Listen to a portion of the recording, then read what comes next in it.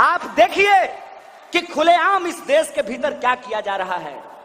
खुलेआम इस देश के भीतर धीरे धीरे लोगों के जो संवैधानिक अधिकार हैं, उनके संवैधानिक अधिकारों को छीनकर इंसानों को गुलाम बनाने की साजिश रची जा रही है। मैं एक सवाल पूछना चाहता हूं कि गृह मंत्री साहब को पेंशन मिलेगा, लेकिन वर्दी पहन करके नौकरी करने वाले इन सिपाहियों को पेंशन नहीं मिलेगा। इसको बेईमानी नहीं कहेंगे तो क्या कहेंगे? मैं ये सवाल पूछना चाहता हूं कि हमारे बच्चों के हाथ में आप पत्थर थमा देना चाहते हैं, हमारे नौजवानों के हाथ में आप रॉड थमा देना चाहते हैं और अपने बेटा को बीसीसीआई का सेक्रेटरी बना देना चाहते हैं। हम आपकी साजिश के खिलाफ गांव-गांव जाएंगे, एक एक इंसान के बीच में जाएंगे। और आपको क्या लगता है, आप हमको अपनी नफरत से डरा देंगे? आप भुलावे में हैं। हम गांधी को मानने वाले लोग हैं और गांधी जी के प्रपौत्र आज हमारे मंच पे बैठे हुए हैं। ये इस बात की शिनाख्त है, देख लीजिए। और नौकरियां नहीं मिलने के दबाव में ये आंकड़ा आ चुका है कि हर घंटे एक नौजवान आत्महत्या कर रहा है।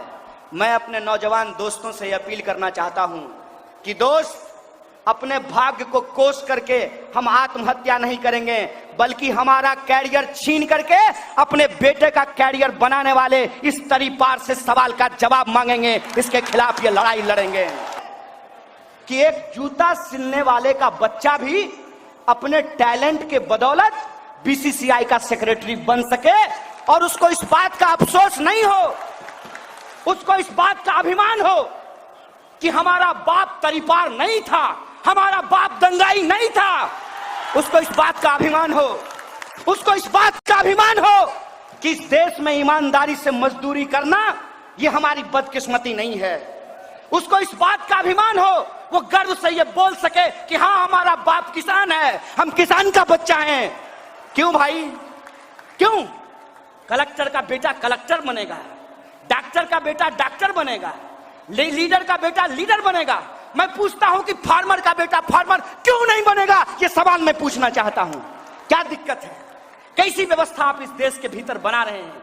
और कोई सवाल पूछता है तो आप राजनीतिक गुनागणित लगाने लगते हैं कि क्यों ऐसा हो रहा है कि एक तरफ देश में बेरोजगारी बढ़ रही है, हर घंटे नौजवान आत्महत्या करने को विवश है, खेत में किसान मर रहे हैं, सीमा पे जवानों की शहादत हो रही है।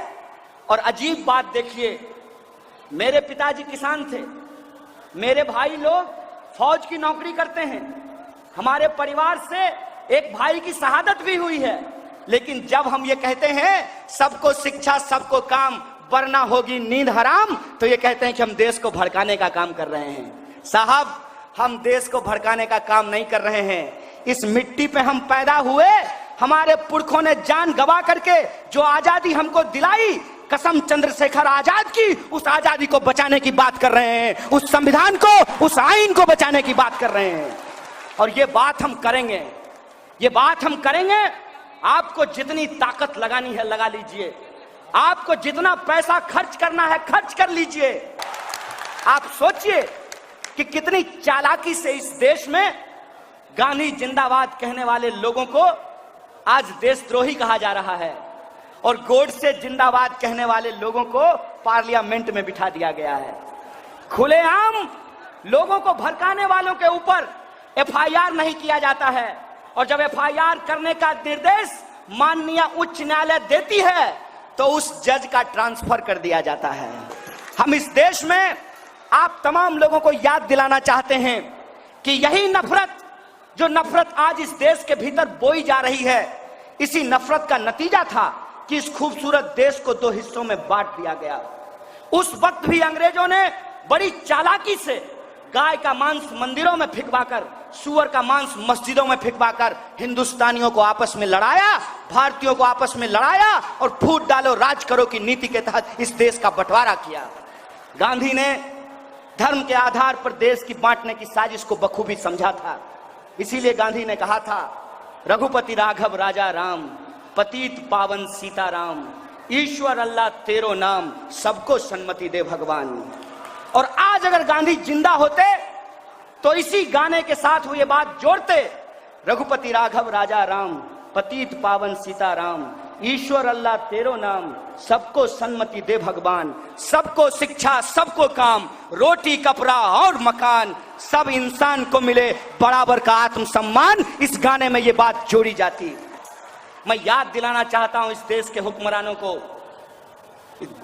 को ये समझ में आना चाहिए कि इस देश में जो मुसलमान रह गए, उन्होंने जिन्ना को नहीं, गांधी को अपना राष्ट्रपिता चुना था। इस बात को याद रखना चाहिए। इस बात को याद रखना चाहिए कि जब पार्टीशन होने की बात आई, देश में दंगे शुरू हुए, तो एक तरफ पश्चिमी भारत में माउंट बेटन की पूरी फौज खड़ी थी, लेकिन वह दंगा नहीं रोक पाए।